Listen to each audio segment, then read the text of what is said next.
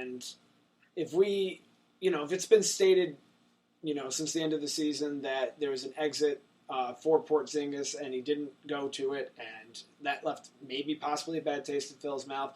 Phil's someone that needs to, in his eyes, take control and have people that will fall in. His ego is and he the will problem. fall in. And if someone is already testing him, he's now probably already in line with, not maybe as far as Carmelo Anthony, because we've already seen the limit there, but falling more on the side of Carmelo than the other players. And if he could get that many players in scenario 2, where then they're younger, less experienced, he could manipulate all of them to what he wants. Especially, sorry, I just hit Dan was saying to me.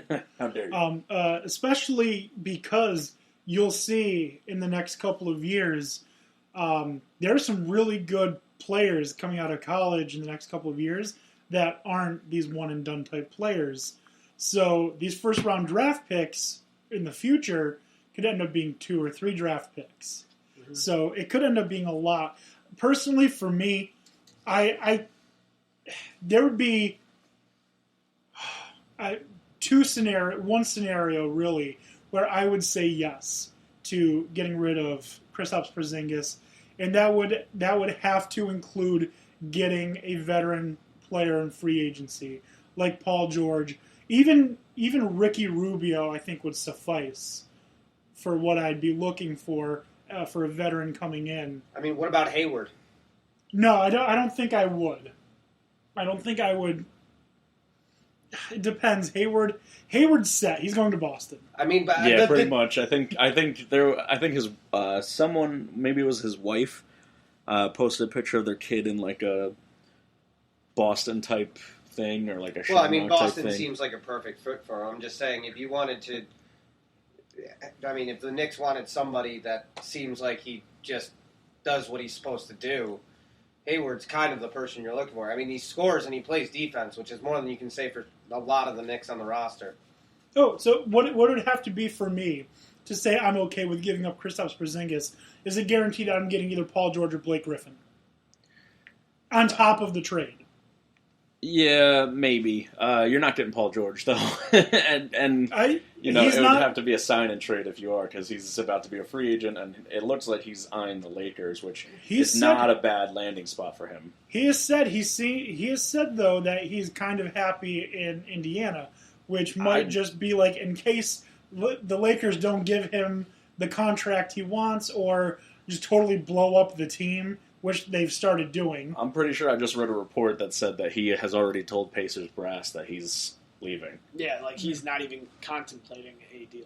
Yeah, like, I mean, I'm sure he's not trying to burn a bridge, but he's saying, I'm out, but let's keep it I could amicable. be wrong, but I think this also has a lot to do with Larry Bird leaving the front office of the Pacers. I think that deflated a lot of what, was the old Pacers, and George wants to start something new. I think a lot of it has to do with the fact that anyone who's worth anything from the Pacers, they've just gotten rid of. Yeah. Like, him and Roy Hibbert were dominant. Well, Roy fell off the face of the earth on his own. That was not the Pacers doing. Roy Hibbert went from being a dominant center to somehow just becoming a soft, slow meathead in the center. He was great at Georgetown too, and it's like absolutely correct. I remember the Knicks Pacers series because it seared into my memory, and Hibbert just blocking everybody, was it Hill? Being all over the place. Hill was on the team with Lane Stevenson. It was Hill, Stevenson, David West. Yeah. And David West is I think he's a pretty underrated player. I think he's very good, but Hibbert was just swallowing people whole.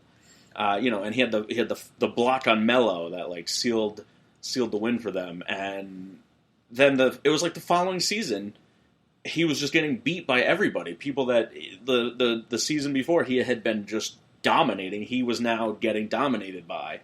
And for the Pacers, I don't think they could have reacted fast enough, because who would? You see a guy that looks like he might become an all-time great go to he shouldn't even be coming off the bench, and he's playing for the ABA, Developmental League. Yeah, that's read a thing here too. And you can't react quick enough to try and trade him while his value's high. You just Yeah. You just lose out on that value. Trade him to the Dallas Mavericks because Mark Cuban deserves this. I think Cuban's too smart for that. Yeah. Literally let Mark Cuban have this. What it says. That's great. So there are always going to be, for the rest of the offseason, who's going to be the one going to Cleveland? Now, do you think Cleveland makes a play at him? What are they going to? They would have to give up too much. Yeah, I don't see how they don't have could the cap. get George. They don't have. Yeah. Well, no, I'm talking about Porzingis now. I'm sorry. Okay. Okay, going back. They would have to give up, at the very least, Kyrie to get. And the conversation's dead right there. Yeah. They're never going to give up Kyrie. They need something when LeBron eventually jumps ship. I could see him giving this another run next year. And then I don't know if they don't win the title. I don't know if he comes back. I don't know if he jumped ship. He already did it to Cleveland once. I don't see him doing it again. He got them the chip. You know, at this point, he's won one for the land, and he can pretty much do what he wants. And fans might be upset. They're not. I don't think they're going to be burning jerseys upset. Yeah. Until he goes to the Warriors. Yeah. if he went to the Warriors or someone like that, or then maybe. But I think, I think we discussed this that he could easily. Yeah, I mean, he could end up going to the Clippers or the Lakers or something with he's expressed to want to play with Melo and Chris Paul. I'm not saying later on in his career he might, but up until this point and throughout the from the beginning of his career till now, he stayed far away from the West because he knew that in the East he had the best shot at making the championship every year. Yeah, I mean, except for 1 year. But that was when he went up against the Big Three in Boston. Well, no, I wasn't even against Dwight Howard in Orlando. Yes. Yeah, that's right. I remember that's the one time that I didn't think, besides this year. I mean, I knew that it was probably going to happen. That was the one time that I didn't think LeBron was going to make it to the finals. This year, I just had a feeling the Wizards would do it, and they just... Yeah. LeBron to Washington. How interesting would that be? That would be pretty fantastic to watch. Do you imagine LeBron and Durant both head to Washington? Oh, Jesus. They're gonna retire to be president and vice president. Yeah. The NBA is already just way too super team heavy, so that would just be the coup de grace. I think we said this last episode. I think within 10 years, every team's going to be a super team. They've been the super teams, though, ever since the Lakers and the Bulls and the Sonics. They've always been super teams. I mean, literally, every team's going to be a super team. They're going to allow with HGH? The talent, no, with the talent that's coming up through college, I think every team's going to be a super team. Every team's starting five will, at one point throughout their career, have been an all-star. That's a lofty goal, but I could see the talent leveling out at a certain point. But I mean, aren't there still going to be the people that rise even higher above that and make those people look, even though they're playing at a crazy level, make them look like normal by comparison? Well, I'm not talking about every player. I'm talking about the starters. Like, I'm not like Kristaps. Let's go through the Knicks. Kristaps Porzingis should be an all-star.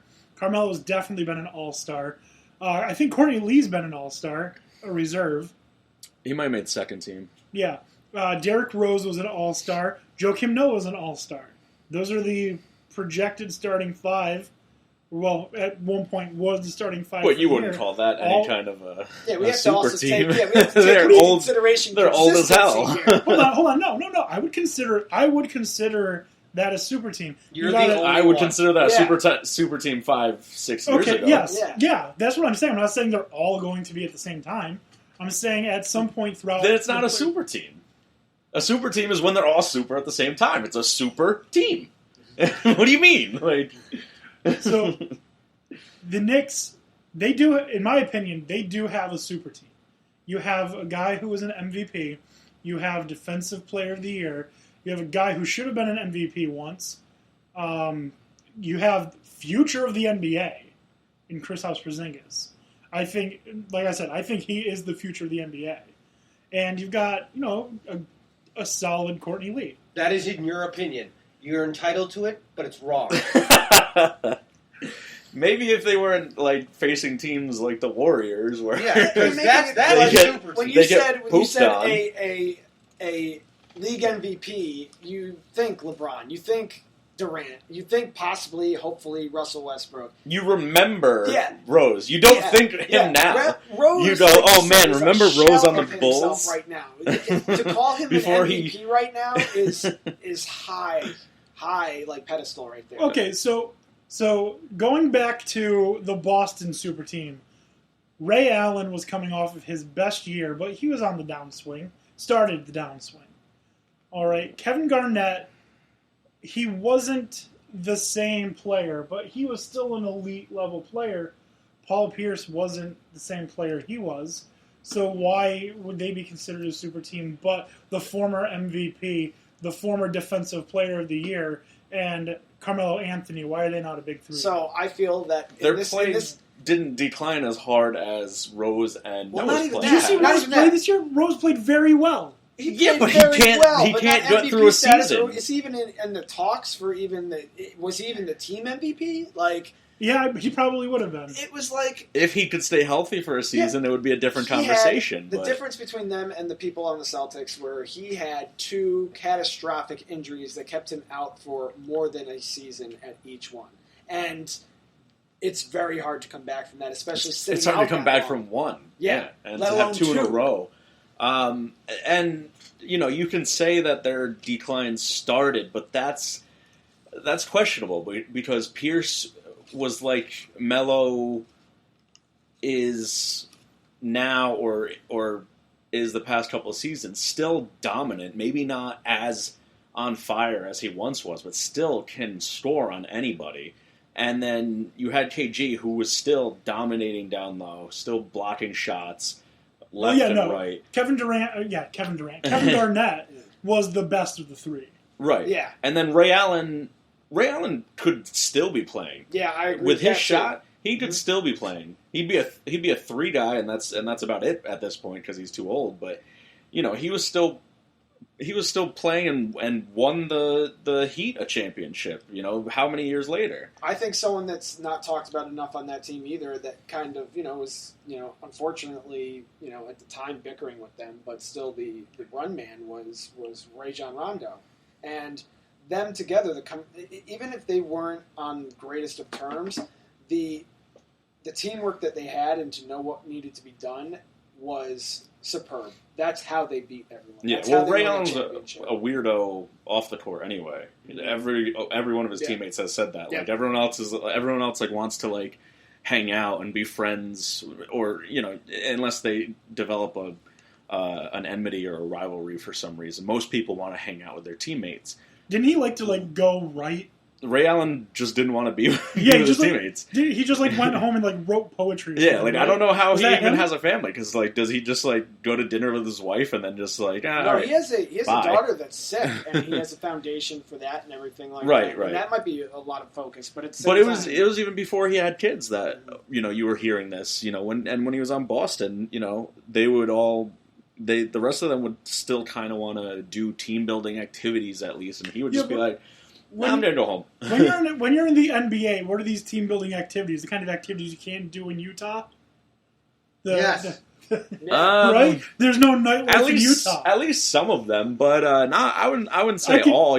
Sometimes they just want to hang out and just talk crap. And I could see the Celtics smashing, shotgunning some beers, and then Glenn Big Baby Davis coming and smashing or shotgunning like a bottle of Sky. I was going to say like a mini keg or something. Yeah. Until Kevin Garnett tells him to shut the hell up and sit the F down. Yeah. And slaps it out of his hand, and then Big Baby cries for his bottle. Yeah.